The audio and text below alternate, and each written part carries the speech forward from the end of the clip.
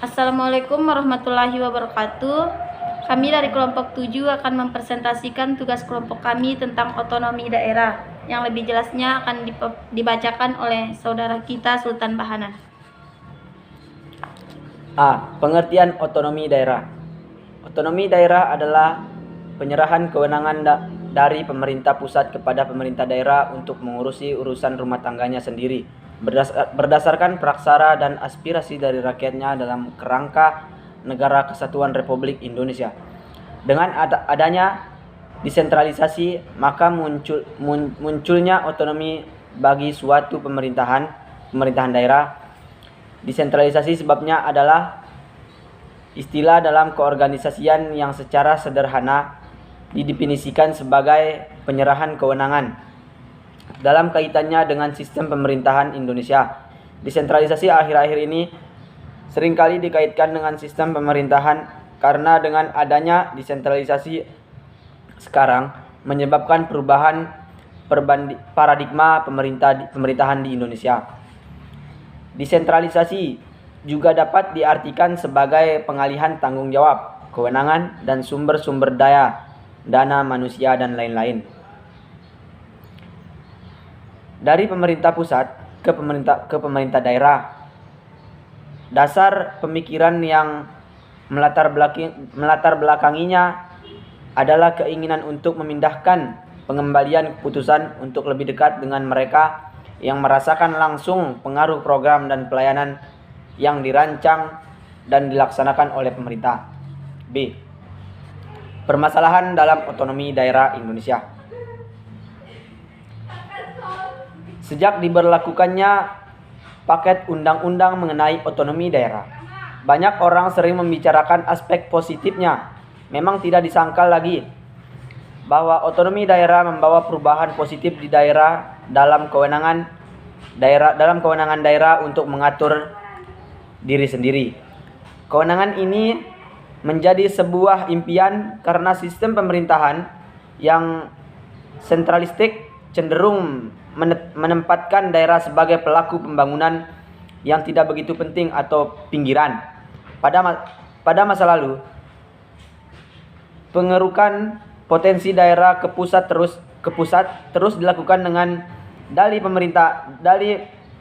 pemerataan pembangunan, alih-alih mendapatkan manfaat dari pembangunan. Daerah justru mengalami proses pemiskinan yang luar biasa. Dengan kewenangan tersebut, tampaknya banyak daerah yang optimis bakal bisa mengubah keadaan yang tidak menguntungkan tersebut. Akan tetapi di tengah-tengah optimisme itu tidak terbersit kekhawatiran bahwa otonomi daerah juga akan menimbulkan beberapa persoalan yang jika tidak segera dicari pemecahannya akan menyulitkan upaya daerah untuk memajukan rakyatnya. Jika jawabannya tidak, tentu akan naif. Mengapa? Karena tanpa disadari beberapa dampak yang tidak menguntungkan bagi pelaksanaan otonomi daerah telah terjadi. Ada beberapa permasalahan yang dikhawatirkan bila dibiarkan berkepanjangan dan akan berdampak sangat buruk pada susunan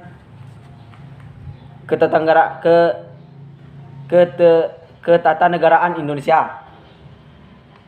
Masalah-masalah tersebut antara lain adanya eksploitasi pendapatan daerah. 2. Pemahaman terhadap konsep desentralisasi dan otonomi daerah yang belum mantap. 3. Penyediaan aturan pelaksanaan otonomi daerah yang belum memadai. 4. Kondisi SDM, aparatur pemerintahan yang belum menunjang sepenuhnya pelaksanaan otonomi daerah. Korupsi di daerah. 6. Adanya potensi munculnya konflik antara daerah. Permasalahan tersebut dibahas lebih lanjut sebagai berikut. Satu, adanya eksploitasi pendapatan daerah. Salah satu konsekuensi otonomi adalah kewenangan daerah yang lebih besar dalam pengelolaan keuangannya, mulai dari proses pengumpulan pendapatan sampai pada alokasi pemanfaatan pendapatan daerah tersebut. Upaya ini didorong oleh kenyataan bahwa daerah harus mempunyai dana yang cukup untuk melakukan kegiatan, baik itu rutin maupun pembangunan. Daerah harus membayar seluruh gaji seluruh pegawai daerah, pegawai pusat yang statusnya dialihkan menjadi pegawai daerah, dan anggota legislatif daerah. Di samping itu, daerah juga dituntut untuk tetap menyelenggarakan jasa-jasa publik dan kegiatan pembangunan yang membutuhkan biaya yang tidak sedikit. Dengan skenario semacam ini, banyak daerah akan terjebak dalam pola tradisional dalam memperoleh pendapat daerah, yaitu mengintensifkan pemungutan pajak dan retribusi. Bagi pemerintah daerah, pola ini tentu akan sangat gampang diterapkan karena kekuatan koersif yang dimiliki oleh institusi pemerintahan, sebuah kekuatan yang tidak appreciable dalam negara demokratis modern.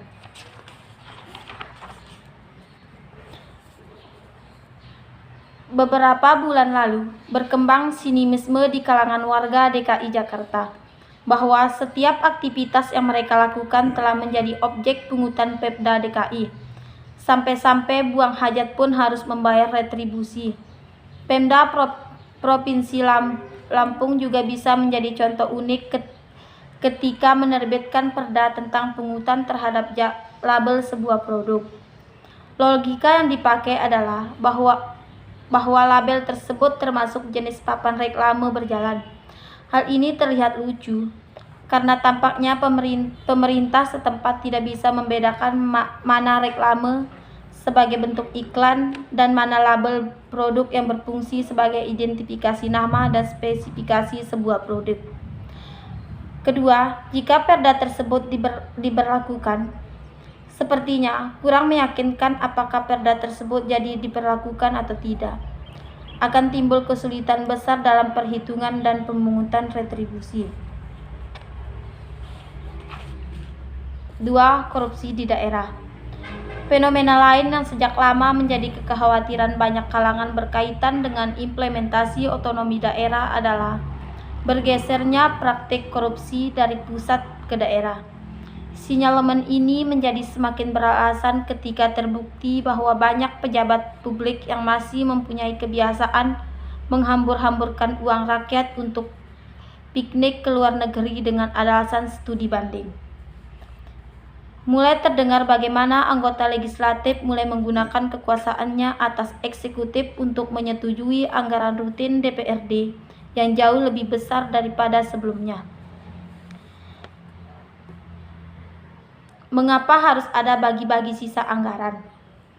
Tidakkah jelas aturannya bahwa sisa anggaran seharusnya tidak dihabiskan dengan cara bagi-bagi, melainkan harus disetorkan kembali ke kas daerah? Dipandang dari kacamata apapun, perilaku pejabat publik yang cenderung menyukai menerima uang yang bukan haknya adalah tidak etis dan tidak bermoral. Terlebih jika hal itu dilakukan dengan sangat terbuka. Sumber praktik korupsi lain yang masih berlangsung terjadi pada proses pengadaan barang-barang dan jasa daerah. Seringkali terjadi harga sebuah item barang dianggarkan jauh lebih besar dari harga pasar. Kolusi antara bagian pengadaan dan rekanan sudah menjadi hal yang jamak. Pemberian fasilitas yang berlebihan kepada pejabat daerah yang merupakan bukti ketidakkaripan pemerintah daerah dalam mengelola keuangan daerah. Hibah dari pihak ketiga kepada pejabat daerah sudah menjadi hal biasa yang tidak pernah diributkan dari dulu. Kalau dicermati dan dinalar, berapa kenaikan kekayaan pejabat daerah setelah menjabat posisi tertentu? Seberapa drastis perubahan gaya hidup para pejabat publik itu? Berikut ini beberapa modus korupsi di daerah. Pertama, korupsi pengadaan barang. Modus 1. Penggelembungan nilai barang dan jasa dari harga pasar. 2. Kolusi dengan kontraktor dalam proses tender. 2. Penghapusan barang, inventaris, dan aset negara atau tanah. Modusnya: 1. Memboyong inventaris kantor untuk kepentingan pribadi. 2. Menjual inventaris kantor untuk kepentingan pribadi. 3. Pungli penerimaan pegawai, pembayaran gaji, kenaikan pangkat, pengurusan pensiun, dan sebagainya. 4. Pemotongan uang bantuan sosial dan subsidi. 5. Bantuan fiktif. Contohnya membuat surat permohonan fiktif seolah-olah ada bantuan dari pemerintah ke pihak luar. 6. Penyelewengan dana proyek. Contohnya mengambil dana proyek pemerintah di luar ketentuan resmi. 2. Memotong dana proyek tanpa sepengetahuan orang lain. 7. Proyek fiktif fisik. 8. Manipulasi hasil penerimaan penjualan, penerimaan pajak, retribusi, dan iuran. 3. Penyelesaian permasalahan otonomi daerah di Indonesia. Pada intinya, masalah-masalah tersebut seterusnya akan menjadi persoalan tersendiri.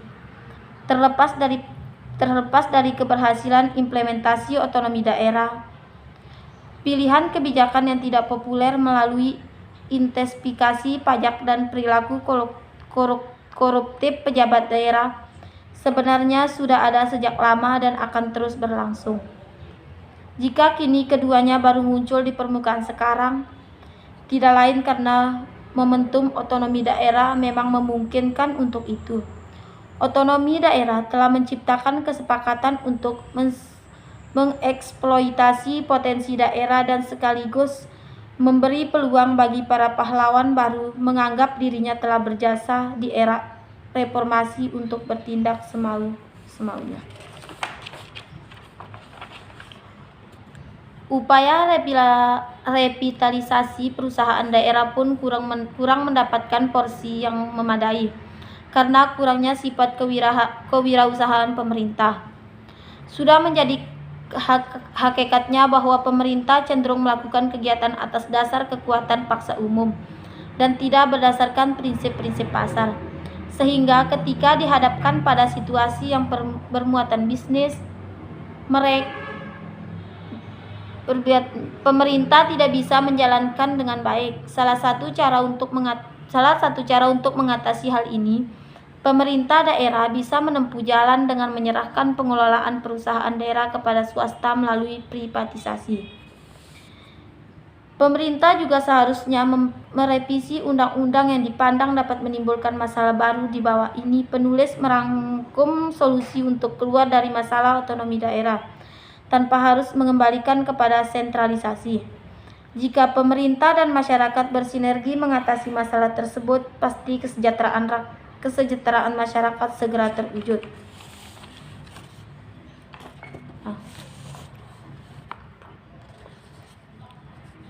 Membuat master plan pembangunan nasional untuk membuat sinergi pembangunan di daerah agar menjadi landasan pembangunan di daerah dan membuat pemerataan pembangunan antara daerah. B. Memperkuat peranan daerah untuk meningkatkan rasa nasionalisme dengan mengadakan kegiatan menanam nasionalisme seperti kewajiban mengibarkan bendera merah putih. C. Melakukan pembatasan anggaran kampanye karena menurut penelitian korupsi yang dilakukan kepala daerah akibat pemilihan umum berbiaya tinggi membuat kepala daerah melakukan korupsi. D. Melakukan pengawasan Perda agar sinergi dan tidak menyimpang dengan peraturan di atasnya yang lebih tinggi. E. Melarang anggota keluarga kepala daerah untuk maju dalam pemilihan daerah untuk mencegah pembentukan dinasti politik. F.